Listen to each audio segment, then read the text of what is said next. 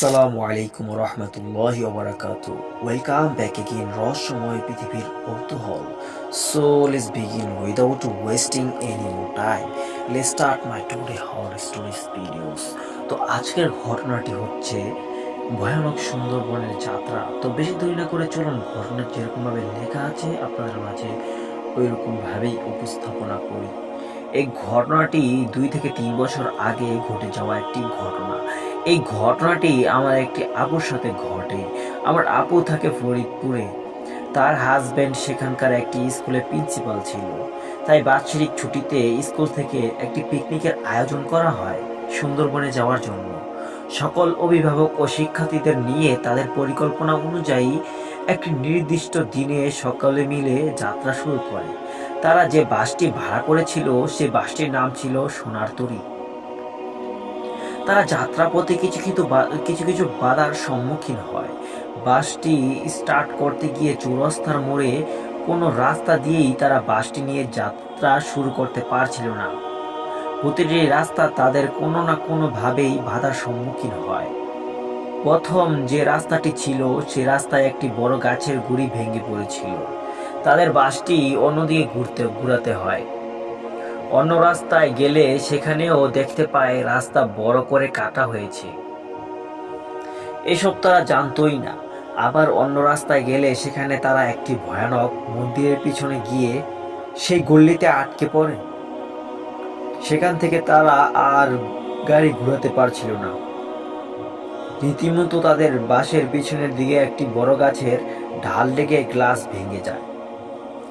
অনেকে বাধার পর তাদের বাসটি রওনা করে।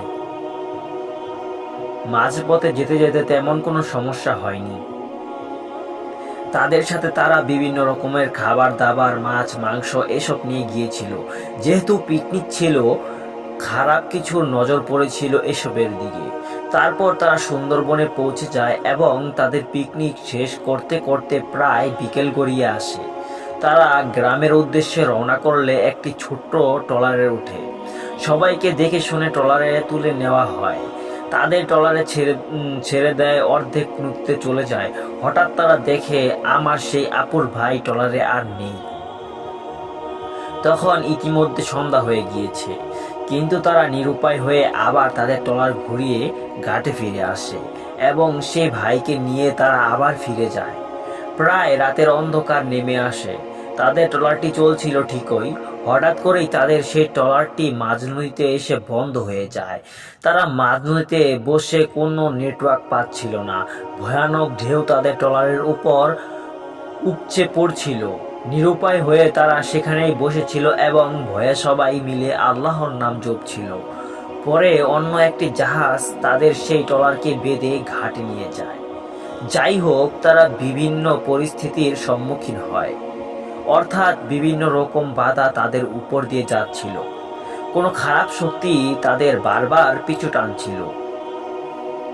তারপর হয় আসল ঘটনা, যেটা লিখতে আমার হাত পা কাঁপছে। তারা যে বাসটি ভাড়া করে গিয়েছিল, অর্থাৎ সোনার তরী, সেই বাসটিতে করে তারা আবার সবাই তাদের গ্রামের উদ্দেশ্যে রওনা হয়। মাঝখানে গাড়ি নষ্ট হয়ে যায়। তখন রাত 8টা বা 9টার মতো বাজে। তারা কিছুক্ষণ বিরতি নেয়, নাস্তা পানি করে আবার রওনা করে। বাসের সবাই একটু ঘুমিয়ে পড়ে। হঠাৎ আমার সেই আপু দেখে ড্রাইভারের মাথা কাটা এবং সে এভাবেই কাত হয়ে গাড়ি চালিয়ে যাচ্ছে।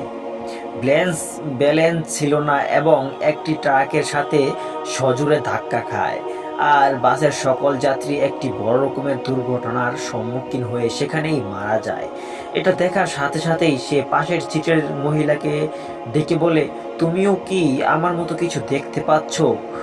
অদ্ভুতভাবে সেও সেই একই রকম দৃশ্য দেখতে পায়।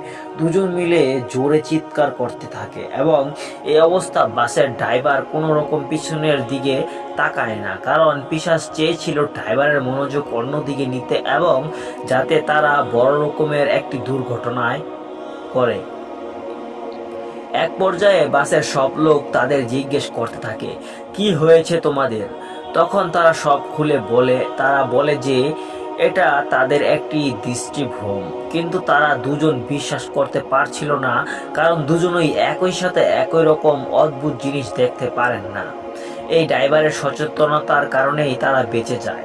পরবর্তীতে শোনা গিয়েছে এই সোনারতরী বাসটি কিছুদিন আগেই একই সময়, অর্থাৎ সময়টি ছিল রাত 2:30 এই জায়গায় এভাবে একটি ট্রাকের সাথে বাস ভর্তি লোক নিয়ে দুর্ঘটনা পড়ে এবং ড্রাইভারের মাথা একইভাবে কাটা পড়ে।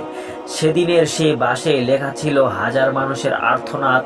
পরবর্তীতে সেই সোনারতরী বাসটিকে মেরামত করে আবার রাস্তায় নামানো হয় এবং দুর্ভাগ্যবশত আমাদের সেই আপুরা সেই বাসটিতে করে স্কুলের ছাত্রছাত্রী ও তাদের অভিভাবক সমূহ সকলে মিলে যাত্রা করেছিল এবং সেই খারাপ আত্মারা চেয়েছিল সেই একই সময় একই জায়গায় তাদেরকে এভাবে দুর্ঘটনায় ফেলতে, কিন্তু তারা সেবারের যাত্রায় বেঁচে গেলে তবে এই ঘটনার প্রভাব তাদের মনে সারা জীবন রয়ে যাবে।